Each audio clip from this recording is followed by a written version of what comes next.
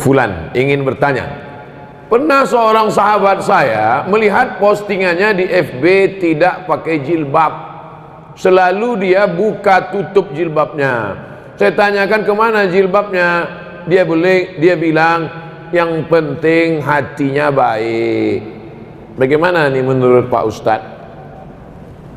Saya khawatir nanti anak dia nggak pakai celana. Ini kan emaknya nih. Pepatah kita mengatakan kalau anak kencing berdiri, maka cucunya kencing maraton. Ini sekarang emaknya nih nggak pakai jilbab, nanti anaknya nggak pakai celana. Pas ditanya anaknya, kok nggak pakai celana? Yang penting hatinya baik.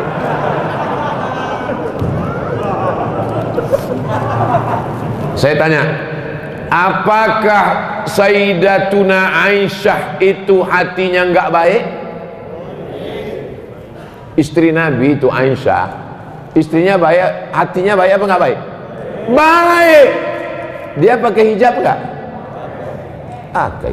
Ada nggak Aisyah mengatakan dibukanya hijabnya? Aisyah, kenapa nggak pakai hijab? Aku kan istri Nabi, hatiku kan baik. Kalian semua kan anak-anakku. Wa azwajuhu ummatukum. Istri Nabi itu adalah ibu kamu. Aisyah itu ibu kita, tapi dia tetap pakai hijab. Kenapa? Allah yang nyuruh. Ya ayyuhan nabi, wahai Nabi Muhammad SAW, qul li azwajika, katakan kepada istrimu, wa banatika, katakan kepada anak perempuanmu, wa nisa'il mu'minin, katakan kepada perempuan yang beriman, yudnina alaihinna min jalabibihin, hendaklah mereka memanjangkan kerudung mereka. Dulu kerudungnya tutup kepala, tapi lehernya nggak kelihatan. Pakai lagi. Itu pakai cadar itu kan tradisi jahiliyah. Pakai cadar, pakai jilbab itu tradisi jahiliyah. Dulu turun ayat, khudhu zinatakum inda kulli masjid. Kalau kamu mau ke masjid, pakailah pakaian. Kalau kamu mau ke masjid, pakailah pakaian. Apa maknanya? Waktu itu orang jahiliyah tawafnya uryanun tolik, telanjang bulat. Orang jahiliyah dulu nggak pakai pakaian, maka datang Islam mengajarkan pakaian. Maka setiap mau ke masjid disuruh, ya ayyuhalladzina amanu, ay orang beriman, kalau kamu mau pergi ke masjid, khudhu zinatakum inda kulli masjid, berpakaianlah. Itu ajaran Islam. Jadi jangan ikut-ikutan status orang, itu yang dia sampaikan. Bacalah Al-Quran, ngaji sama para kiai, para ulama. Samakah pahala baca Quran melalui smartphone? Baca Quran di dinding, ada tertulis di situ dinding, masuk masjid, ya ayyuhalladzina amanu taqullaha wal tanzur nafsum ma qaddamat lighad. Baca Quran di dinding. Yang satu lagi baca Quran di handphone.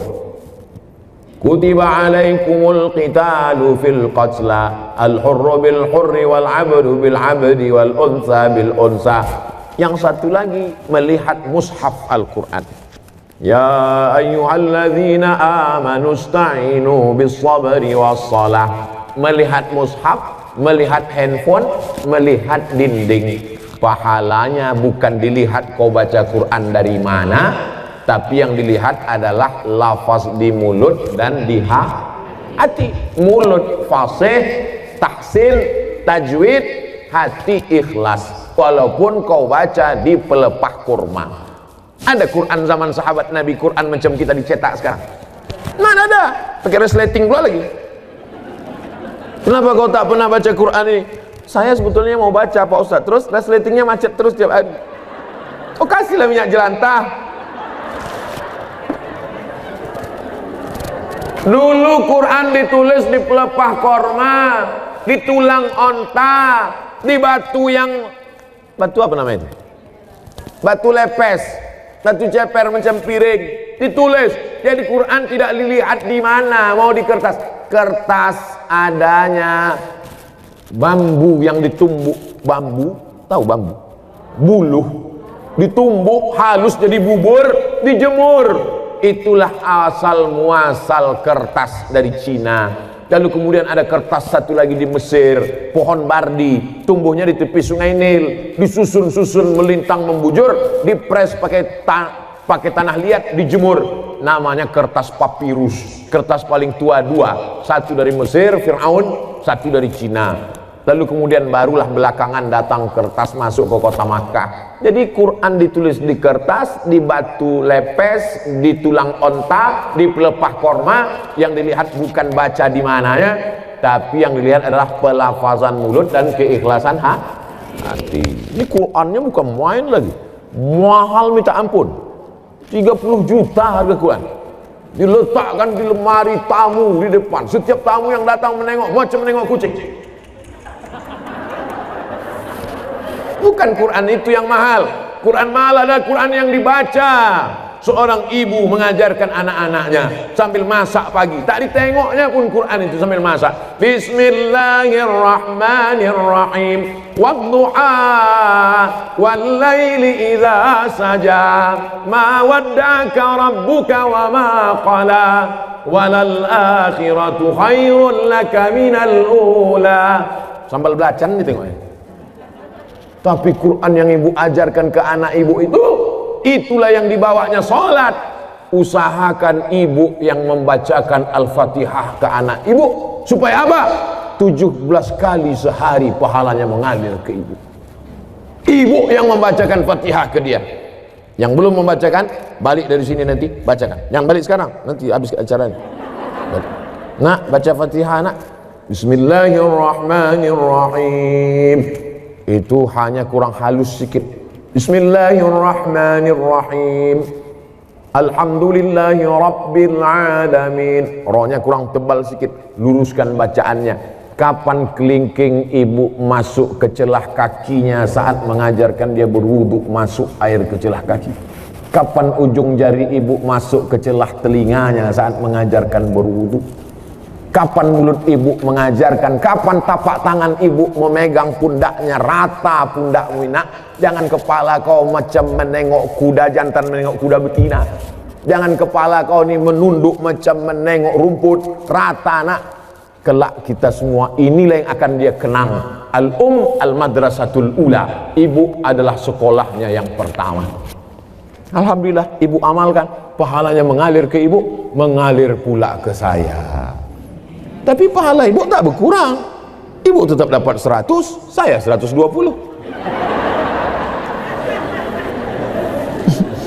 Karena saya tengok ibu macam-macam tak setuju.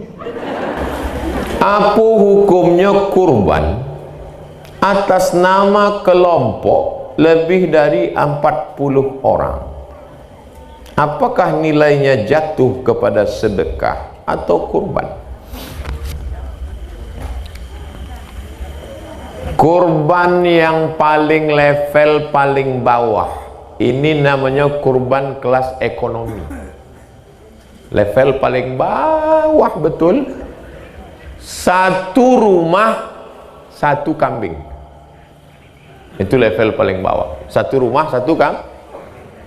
Lakinya, bininya, anaknya, menantunya, atuknya, neneknya, cucunya kebetulan hidup semua tuh. Dipotongnya lah satu kambing. Satu kambing untuk satu rumah. Itulah kurban level paling bawah. Level yang di atas 7 orang untuk satu lembu atau satu unta. Dalilnya Nabi bersama para sahabat menyembelih pada tahun Hudaybiyah. Naharna ma'an Nabi sallallahu alaihi wasallam amal Hudaybiyata. Kami pada tahun Hudaybiyah tahun ke-6 Hijrah memotong 1 ekor onta untuk 7 orang. Karena tempat kita tak ada onta, 1 kambing. Di Kabupaten Kampar 1 kobau. Paling bawah. Ini yang atas VIP. Yang paling atas, ini yang paling hebat kurban. kurban Nabi Muhammad SAW tahun haji wada. Waktu Nabi haji wada, dipotong Nabi 63 ekor sendiri, dilanjutkan Sayyidina Ali 37, 63 tambah 37, 100 ekor onta sendirian. Level paling bawah, level pertengahan, level paling tinggi. Di antara 3 level tadi, adakah 40 orang satu kambing? Tak ada. Jadi kalau gitu level mana lah ini? Jadi bapak ibu wali murid, wali kelas, di kelas itu ada 40 anak siswa, maka anak-anak ini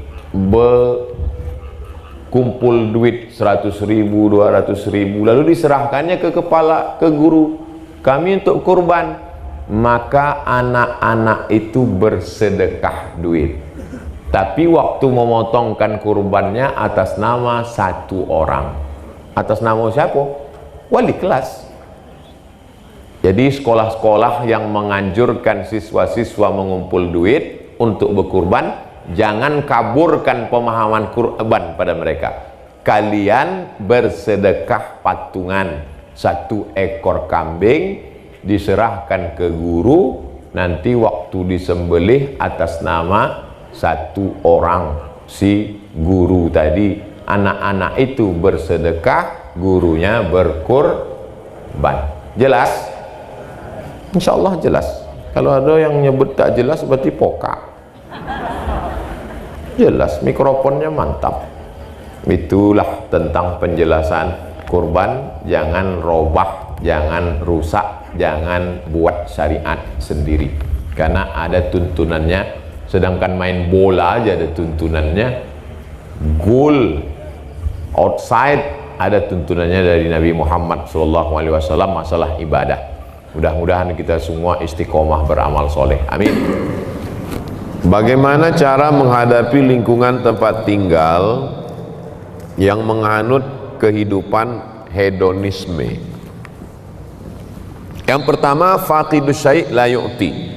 Orang yang tidak punya sesuatu, dia tidak bisa memberikan sesuatu. Kita tidak bisa berefek terhadap lingkungan kita kalau kita tidak punya sesuatu itu. Makanya mahasiswa-mahasiswi dibekali 3: akidahnya benar, ibadahnya benar, akhlaknya benar. Sehingga ketika dia keluar dari Polnes, dia bekerja di tempat lingkungannya dimanapun dia berada di seluruh dunia ini, Indonesia, di tempat itu nanti masyarakatnya hedonis, dia tidak akan terpengaruh.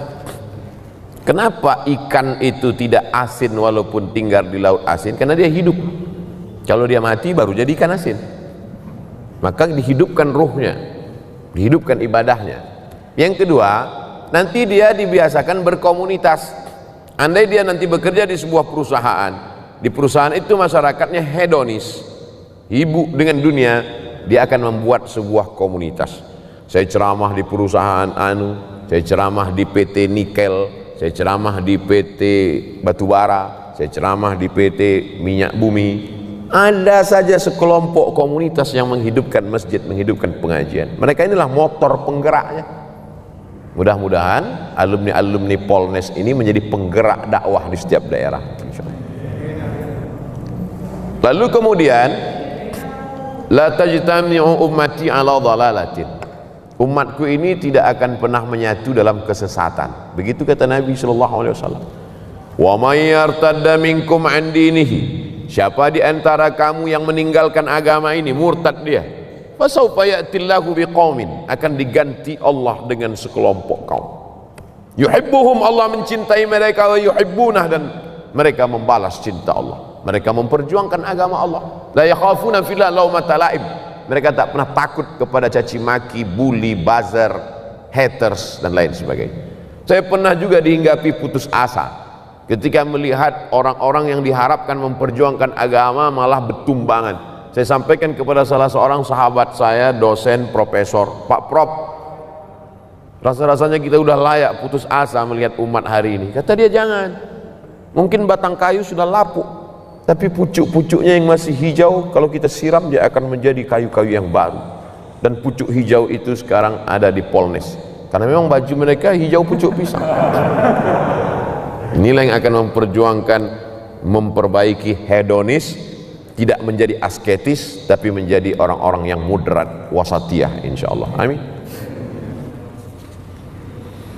Sebagai mahasiswa yang punya banyak sekali kegiatan kampus, bagaimana caranya tetap istiqomah kepada Allah?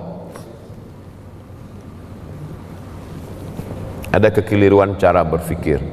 Dianggapnya kalau dia sibuk dengan kegiatan kampus, dia tidak beribadah. Karena yang dianggapnya ibadah itu adalah sholat duha, baca Quran, i'tikaf, ibadah. Sedangkan sibuk di kampus tidak ibadah.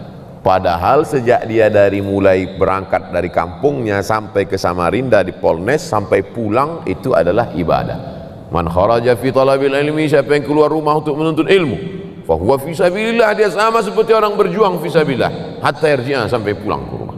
Tapi jangan gara-gara ini 14 semester. Kau kenapa lama kali selesai? Jihad fi sabilillah. Enggak. Tapi itu kalau belajar ke Al-Azhar, Ustaz, fisabilillah. Enggak. Semua ilmu ini datangnya dari Allah Subhanahu wa taala. Hanya saja ada yang fardu ain, ada fardu kifayah. Ilmu agama fardu ain, wajib setiap individu. Karena kalau tidak benar akidahnya, tidak benar fikihnya, tidak benar ibadahnya. Adapun ilmu ini fardu kifayah. Siapa yang memperbaiki jembatan, memperbaiki bangunan, memperbaiki yang bersifat teknik ini kalau tidak orang-orang politeknik? Kalau diserahkan itu kepada Abdul Somad, idza usidal amru ila ghairi ahlihi fantaziris sa'ah. Kalau diserahkan orang pada bukan ahlinya, tunggulah kehancuran. Tetap aktif di kampus, tapi jangan sampai melanggar aturan-aturan negara, melanggar aturan-aturan agama, maka itu bernilai jihad fisabilillah. Baca Qur'annya tetap, sholatnya jangan sampai tinggal. Bedakan antara ibadah dengan amal soleh. Sholat ibadah, baca Quran ibadah, zikir ibadah. Tapi engkau di kampus menuntut ilmu, kau bekerja nanti, maka itu adalah amal soleh. Menghadap Allah melalui dua. Faman kana yarju liqa'a rabbih, siapa yang berharap berjumpa dengan Allah, falyamal amalan salihah, hendaklah dia beramal saleh. Wala yusyrik bi ibadati rabbih ahada, jangan persekutukan Allah dalam ibadahnya. Ibadahnya benar, amal solehnya benar, maka total 24 jam tidurnya amal soleh. Bismika Allahumma ahya wa amut, sampai bangun makannya amal soleh. Allahumma barik lana fima razaqtana wa qina azabannar. Di kampusnya amal soleh. Kalau dalam WC, toilet najis, tempat setan aja bisa bernilai amal soleh. Bismika Allahumma inni a'udzubika minal khubuthi wal khaba'ith, keluar dengan kaki kanan, ghufranaka, bernilai amal soleh. Yang penting ikuti tuntunan sunnah Nabi Muhammad sallallahu alaihi wasallam. Yang terakhir, bagaimana cara mengetahui faham-faham yang tersesat dari Islam agar saya termasuk orang yang baik dan tidak tersesat? Dalam skala negara ada namanya mufti Mesir Syekh Ali Jum'ah dulu, mufti Malaysia Profesor Dr. Zulkifli dulu, sekarang sudah berganti, sekarang jadi Menteri Agama. Di Indonesia tidak ada mufti, tapi ada Komisi Fatwa Majelis Ulama Indonesia. Maka Majelis Ulama Indonesia mengeluarkan 10 kriteria aliran sesat. Tulis di Google 10 kriteria aliran sesat, enter, screenshot, like and share. Kalau kena pasal-pasal itu berarti sesat. Untuk skala negara. Untuk skala kampus, kemana saya bertanya? Fas'alu ahla dzikri in kuntum la ta'lamun. Tanya orang yang tahu. Dosen agama Islam, Ustadz Abdurrahman. Ustadz Abdurrahman, dua saja. Kalau tak Abdurrahman, Abdul Somad. Nah, Abdul yang lain. Jangan pernah mikir sendiri, baca sendiri, renungkan sendiri, nyasar sendiri. Karena kita ini lemah. Saya dalam bidang teknik tidak menguasai, maka kemana saya bertanya? Ke Polnes, orang politeknik. Mereka yang paling mengerti tentang itu. Bidang medis, kedokteran, ya tanyalah orang kedokteran. Jangan kita sendiri ambil jarum suntik, kita suntikkan. Ini obat manjur dari Jerman, satunya 5 juta. Insya Allah anak ibu sehat. Seminggu tidak sembuh. Komplain dia ke dokter. Kata dokter, ini obat impor dari Jerman harga 5 juta, kenapa anak saya nggak sembuh? Ibu buat gimana? Saya masukkan ke dalam bubur, saya suapkan ke anak saya. Salah bu, saya kemarin kan saya bilang masukkan ke dubur.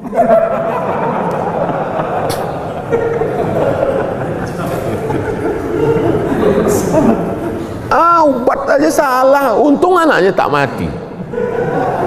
Ini true story, kisah nyata jamaah kita yang bekerja di rumah sakit menyampaikan ke pasien dia. Salah dengar pasien.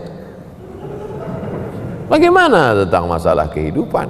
Masalah dokter aja kita tak, apalagi dalam masalah agama. Kalau masalah kedokteran ada orang salah, 1 nyawa melayang. Kalau dalam masalah arsitektur jembatan ada orang salah, 1 jembatan runtuh. Tapi kalau dalam masalah pemahaman agama orang salah, dunia akhiratnya. Ada orang membawa istrinya sedang hamil tua mau melahirkan. Dia pasti akan cari tulisan bidan berijazah. Karena dia takut anaknya meninggal. Khawatir dia. Takut dia keturunannya ini akan mati, dia tak punya pelanjut. Tapi kenapa dalam masalah agama kita malah percaya kepada dukun yang bisa melipat gandakan uang? Kalau bisa dia lipat gandakan uang, ngapain dia mesti ngambil uang kita? Ini kan tidak rasional. Oleh sebab itu kita mesti kembalikan kepada yang punya ilmunya. Siapa itu? Untuk di kampus ya dosen-dosen ilmu agama Islam. Saya kira demikian. Mohon doanya hari ini pertama dalam hidup saya sholat subuh berjamaah. Allahu Akbar. Dan jangan takbir dulu orang.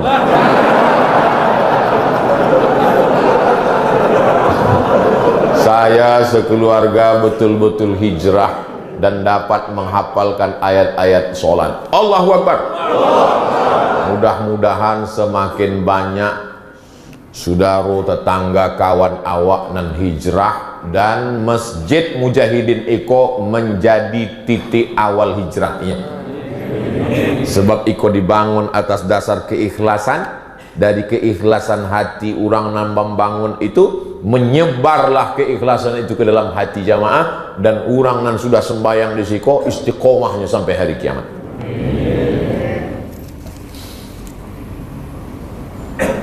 Saran nama anak. Oh, ambo kalau nama anak bisa, asal jangan bertanya nama bini lah.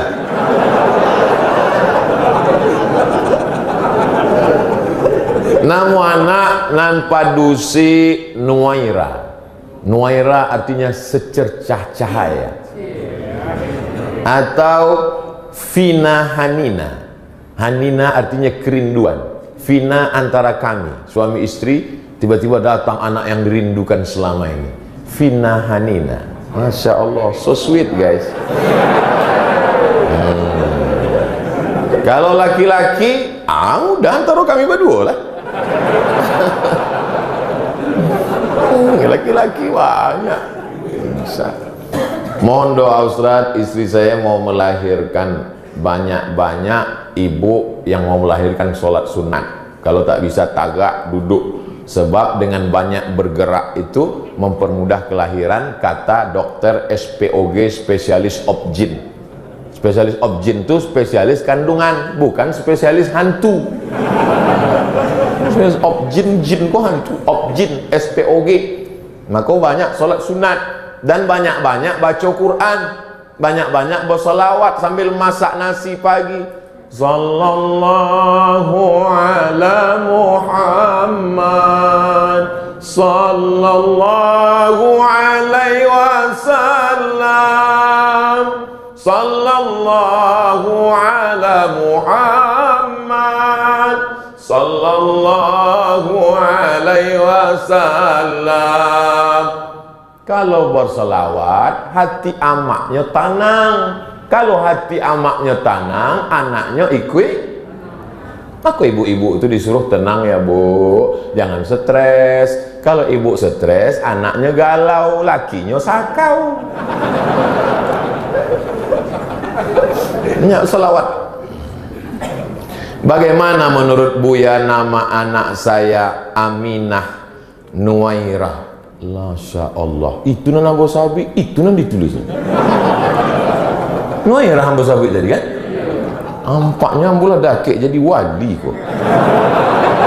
Wali murid. Nama anaknya Aminah. Aminah artinya perempuan yang amanah. Dari Aminah itulah lahir laki-laki Al-Amin Muhammad sallallahu alaihi wasallam. Nuwairah secercah cahaya. Ramadan lahir bulan puasa. Ulah boleh menunggu puasa baru nyetingnya.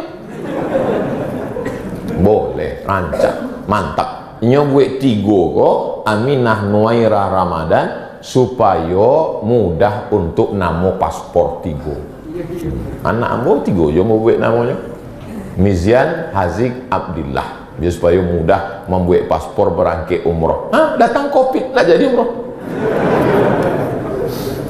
Siapa sahabat Ustadz yang selalu ikut kemana saja Ustadz dakwah? Itulah yang selalu diupdate fotonya di Instagram tuh. Coba cari saya selalu ada situ. Itulah orangnya. Tapi masalahnya tim-tim Amboko nampaknya saja muda, mereka lah beranak beristri.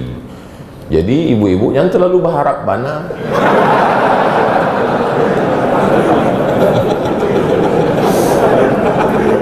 Ustaz, apa ube istiqomah?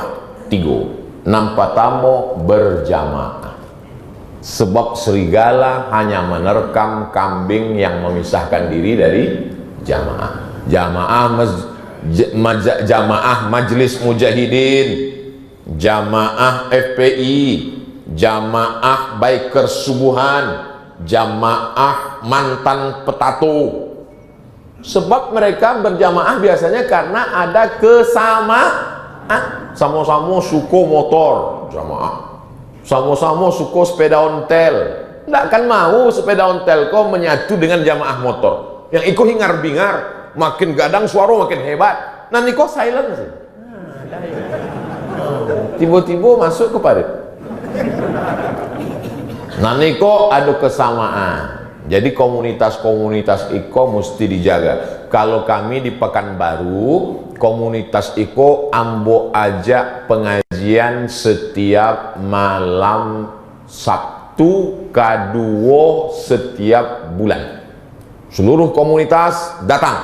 Nanti Ustadz Somad buat pengajian iktikaf jam 2 sampai jam 3 malam pengajian. Jam 3 sampai jam ampe tahajud dan witir. Jam ampe sampai jam 5 zikir muhasabah, menangis mengenang dosa awak.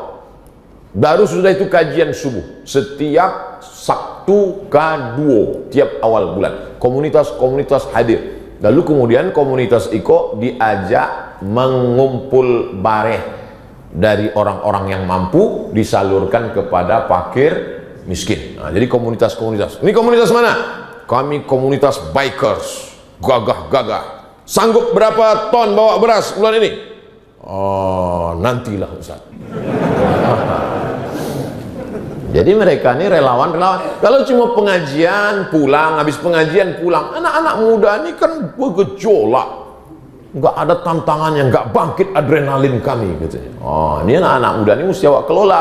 Kalau ndak awak kelola, dikelola oleh geng-geng yang lain. Saseknya, nauzubillah. Maka anak muda ini mesti awak kelola. Kenapa dari tadi Ustadz menyebut anak muda? Yang tua ndak usah dikelola nih. Sebab ini memang lah dake-dake.